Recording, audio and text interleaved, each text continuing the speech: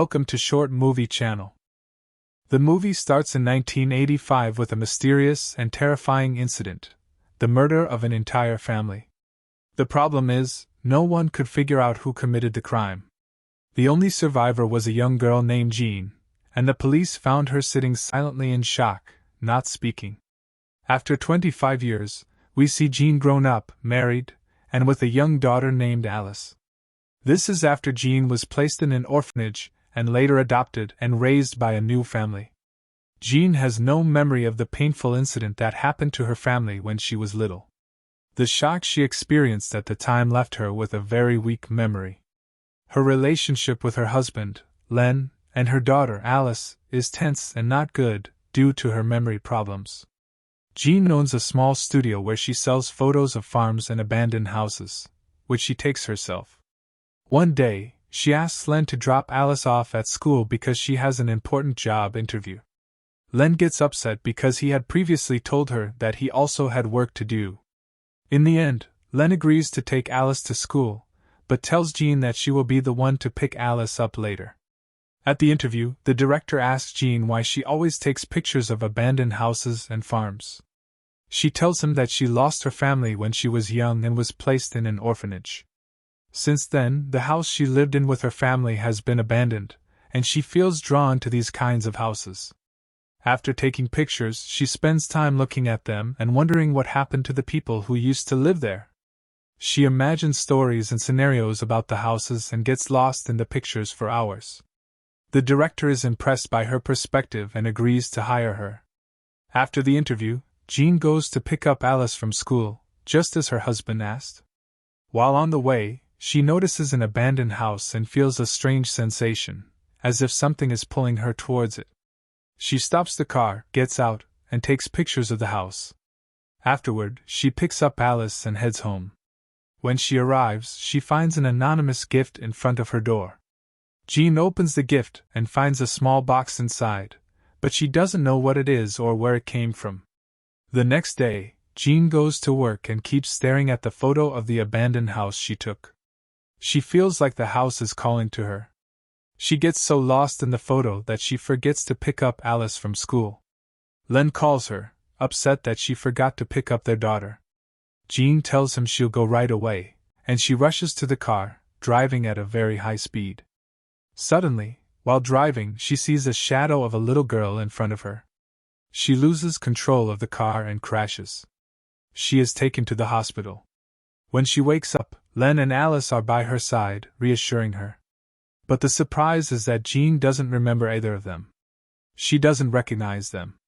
Len is terrified and rushes to ask the doctor about Jean's condition. The doctor explains that Jean has had head injuries for a long time, and the car accident aggravated her old injuries, causing memory loss. He tells Len that she could regain her memory over time, but it will take months. He suggests that Jean spend more time with her family. The doctor also sends a psychiatrist named Liam to talk to Jean and help her, but Jean refuses to speak with him. Liam leaves.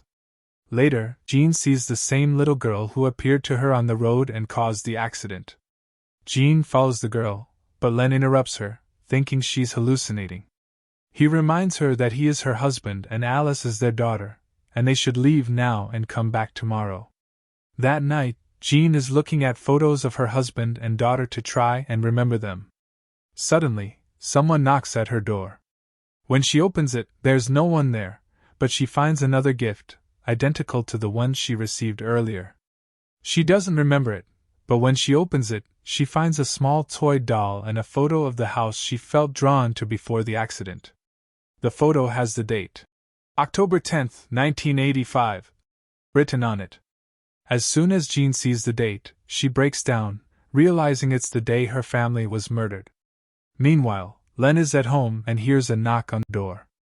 When he opens it, there's no one there, but he finds an envelope on the doorstep. Inside the envelope is a deed to a house in Jean's name.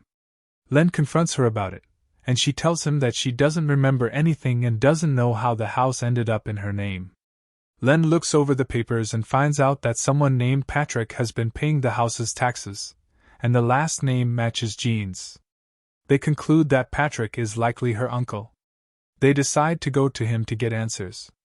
Jean then talks to the psychiatrist, Liam, about everything that has been happening. He tells her that this is a great opportunity for her to regain her memory and learn what happened to her family.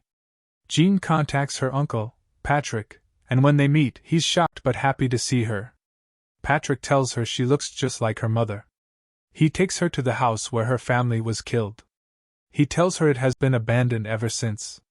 He offers her the key to the house, telling her she can come to him if she needs anything. After leaving Patrick, Jean and Len decide to visit the house. When they enter, they find it filled with dust and a foul smell. It's been abandoned for years. As soon as Jean steps inside, she feels uneasy, struggling to breathe. She quickly steps back outside and stands in the yard, overwhelmed by the sensation of something being off in the house. Suddenly, while she's standing, a balloon appears in front of her. She gets closer to it and finds a key attached with a note that says, "Welcome back home." Jane becomes scared, feeling uneasy. When night comes, she goes to bed next to her husband and asks him to tell her about them and their marriage. He tells her that they both loved each other very much, and their relationship was good, but they did face some problems. The next day, they all go out and take a tour of the city, spending time together until Jane spots an antique shop. Inside, she finds a newspaper dated October 11, 1985. She immediately grabs the paper and starts reading it. She finds a report about the accident that her family was involved in. She discovers that she was the only survivor of the accident, and that everyone at the time suspected she was the one who killed her family. However, the police couldn't prove anything against her. Jane reads all of this in shock, not believing her eyes, until she is interrupted by a call from Dr. Liam, who reminds her that they had an appointment. She realizes she must have forgotten it, since she took his advice and went to her family's house. He tells her he's in the clinic now and needs to end the call. He says goodbye and hangs up. Jane then realizes that Liam is standing right in front of the shop she's in, not noticing her, and that he's been lying to her. She moves away and figures out why he's been lying to her, but then he suddenly disappears, and she can't figure out where he went. When she returns to her car, she finds a gift inside. She's scared and doesn't want to open it, but after some hesitation, she opens it and finds an old photo of her family that was killed. What's strange is that the photo is cut, and part of it is missing. Jane begins to feel anxious. That night, she wakes up in a panic and finds herself next to her daughter. She calmly tells her to come with her so she can show her something. Her daughter agrees, and Jane starts walking around the house. Suddenly, she finds ghosts appearing before her. Terrified, Jane tries to escape them, but she's in such a state of panic that she doesn't realize she almost choked her daughter. She quickly pulls away from her, and is shocked. After that, she tries to calm her down and tells her to go back to sleep. Jane remains terrified, not understanding what's happening to her. The next day, Jane goes to speak with her Uncle Patrick and tells him everything that's been happening to her. She asks him for details about the accident and what happened in the house. Patrick tells her that no one knows what happened that day except her. Jane says that she doesn't remember anything about her family or the day of the accident. Patrick decides to help her and shares some details about her family, but Jane isn't interested and walks away. She goes back home and tells her husband, Len, to take their daughter to the lake because she's exhausted and wants some time alone. Len agrees and takes their daughter. Once they leave, Jane goes to a locked room in the house and tries to open the door but can't. She takes out the key that came with the balloon and uses it to open the door. The room opens, and she starts looking around for anything that might help her remember what happened the day of the accident. She doesn't find anything, but through the window, she sees the same girl who's been appearing to her. Jane rushes after her and enters the storage room. In the storage room, she hears the girl singing, but she can't find her. She finds a small knife, a box of medicine, and a small key inside the box. She takes the key, and suddenly, the girl appears in front of her again. Jane is terrified and crying as the girl tells her to hide immediately from the monsters. The girl hides in one place, and Jane hides with her, but she's shocked to find that the girl has somehow moved to the garden. Jane doesn't understand how this happened or why the girl ended up in the garden. Meanwhile, Len is walking with their daughter, telling her about the fairies in the house. His daughter says she saw fairies and that one of them told her that her mother would harm her.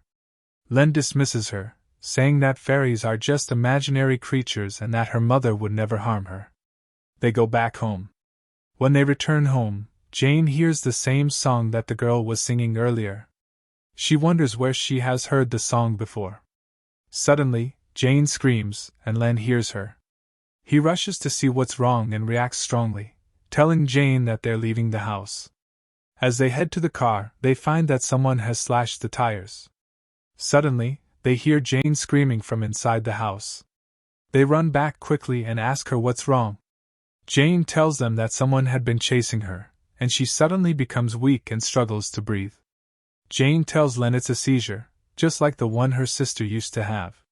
Len quickly takes their daughter to the nearest hospital. As soon as they leave the house, the door locks behind Jane, and she can't get out. Jane tells Len to hurry and take their daughter away. He listens to her and runs out with their daughter. They meet someone who offers them a ride to the nearest hospital. At the same time, Jen is at home, terrified and scared because she can't leave, and she starts noticing strange things happening around her. Suddenly, the girl appears again, and Jen starts following her until the girl enters a room and locks herself inside. Jen enters the room behind her and finds a small box. She takes out the small key she has and opens the box, only to be shocked to find the missing part of the photo she has, which features her family. The surprise is that the person in the missing part of the photo is Dr. Liam, but when he was young. Suddenly, the girl appears again and tells Jen to hide quickly because the monster is coming. Jen quickly hides under the bed. Jen starts to regain her memories and remembers everything that happened on the day of the incident. She recalls that she was playing with her sister, hiding from her under the bed. At that moment, her uncle Patrick entered the room and started harassing her sister, while Jen was scared, until her parents came home. This is when we discover that Dr. Liam is her father, and at that time, Liam was sick and went to sleep. But her mother went out to check on them, and at that moment she saw Patrick harassing her daughter, so she rushed to stop him. After a long struggle between them, Patrick killed Jen's mother with a hammer in front of Jen, who was hiding under the bed. When she saw that, she was terrified and ran out of the room while Patrick chased her. At the same time, Liam heard a thud as he was heading up the stairs. When they met, they fell down the stairs together, and Liam was seriously injured in his head, bleeding a lot. Jen lost consciousness and sustained head injuries. Patrick saw Jen and Liam lying on the ground, so he took the hammer.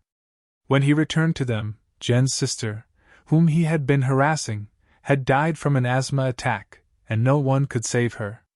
He took the hammer and left it in Liam's hand, who was also dead, and then Patrick fled the scene. After that, the police recorded the case, but they believed that Liam had done it. However, Jen's mind refused to accept that, to the point that she convinced herself she had lost her memory, and that Liam was the therapist who was overseeing her treatment, even though Liam had already died. Jen continued to recover her memories until she calmed down.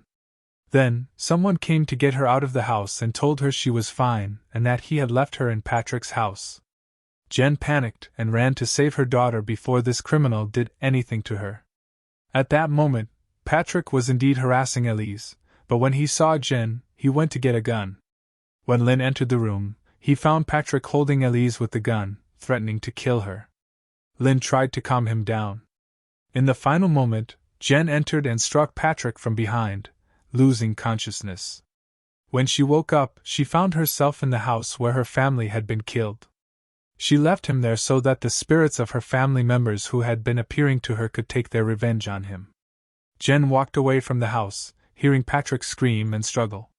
She then returned to her husband and daughter, finally living her life with them after discovering the truth. And that's how the movie ends. I'm looking forward to hearing your thoughts about the movie in the comments. Don't forget to like the video and subscribe to the channel.